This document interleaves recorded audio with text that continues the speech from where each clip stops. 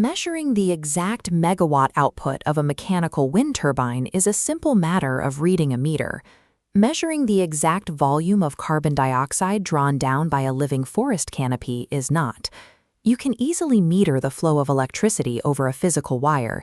You cannot easily meter a gas temporarily trapped in a biological state, nor can you mathematically prove that a specific emission never occurred in the first place. To solve this accounting challenge, the industry engineered a standardized unit of measurement, the Verified Carbon Unit, or VCU. One VCU represents exactly 1 metric ton of carbon dioxide equivalent that has been removed or reduced. But a digital token is a flawless abstraction. The physical environments it attempts to quantify are immensely complex. Biological assets are volatile. A forest canopy is constantly shifting, shaped entirely by external pressures like drought, disease, and logging.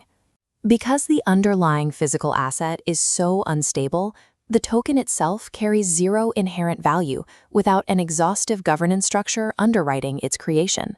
A carbon credit only has market value if the accounting standard dictating its existence is strong enough to survive severe scientific and financial scrutiny.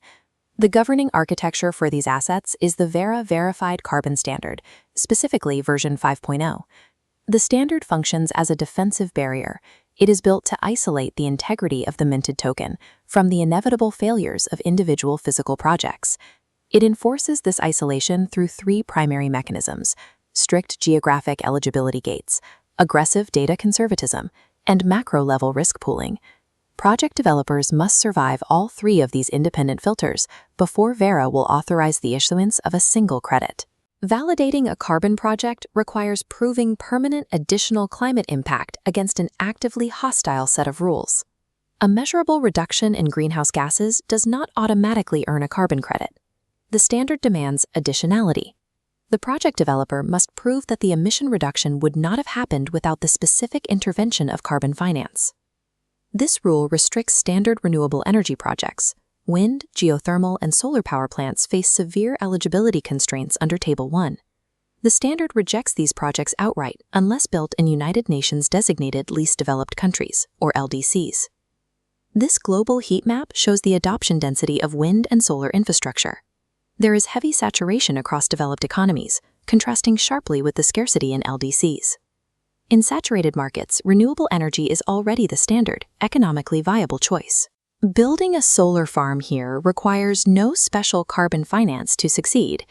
In least developed countries, the financial hurdles and infrastructure deficits make these exact same technologies highly uncompetitive without outside intervention.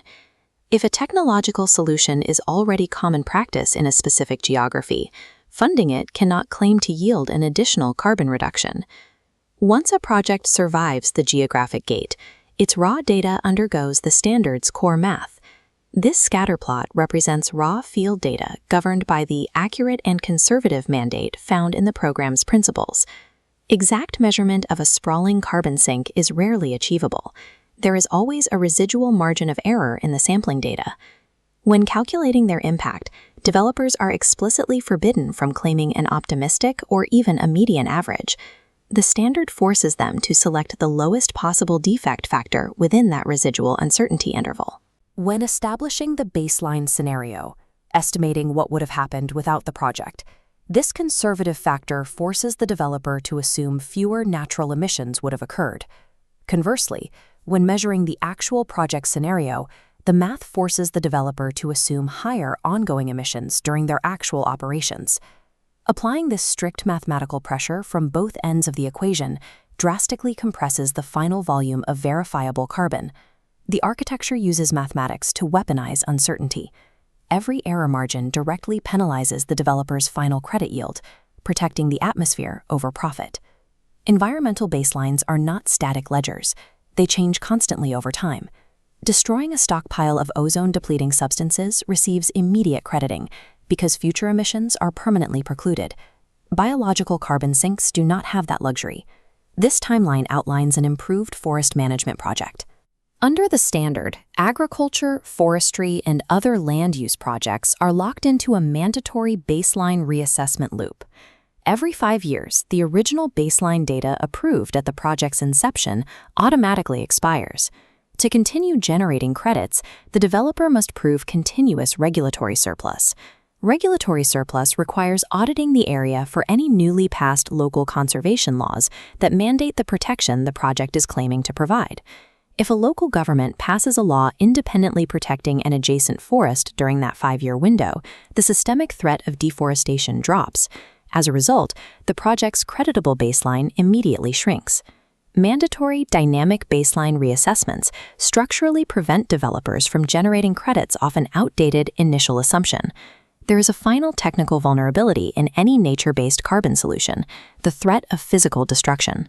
Non-permanence risk is the probability that carbon stored in a biological asset, like a forest or wetland, will be prematurely released back into the atmosphere. The standard's baseline legal defense requires developers to guarantee a minimum project longevity of 40 years. But a legal contract cannot stop a wildfire, cure a tree disease, or end a severe drought. To solve this, the standard embeds a quantitative mechanism, the AFLU Non-Permanence Risk Tool, or NPRT. The NPRT is a mandatory algorithmic risk quantification engine that evaluates local environmental and social threats. A project must run its data through this engine before any final VCU can be minted. This map tracks the NPRT's output. The tool dictates a precise percentage of generated VCUs permanently withheld from the developer at issuance. These withheld credits are diverted from the public market, deposited directly into a centralized, non-tradable pooled buffer account. When a specific project area burns down, its stored carbon is lost to the atmosphere. The standard doesn't force the failed project to buy back past credits. Instead, equivalent credits are immediately canceled from the central buffer pool to cover the loss. This decoupled mechanism protects the end buyer, guaranteeing that credits purchased years ago will not be retroactively invalidated by a sudden natural disaster. The buffer pool itself undergoes periodic reconciliation based on global performance data, dynamically adjusting the withholding rates for all future projects to ensure the vault remains entirely solvent. A verified carbon unit achieves its integrity not through perfect environmental foresight, but through an impenetrable, market-wide architecture of aggressive reassessment and systemic algorithmic insurance.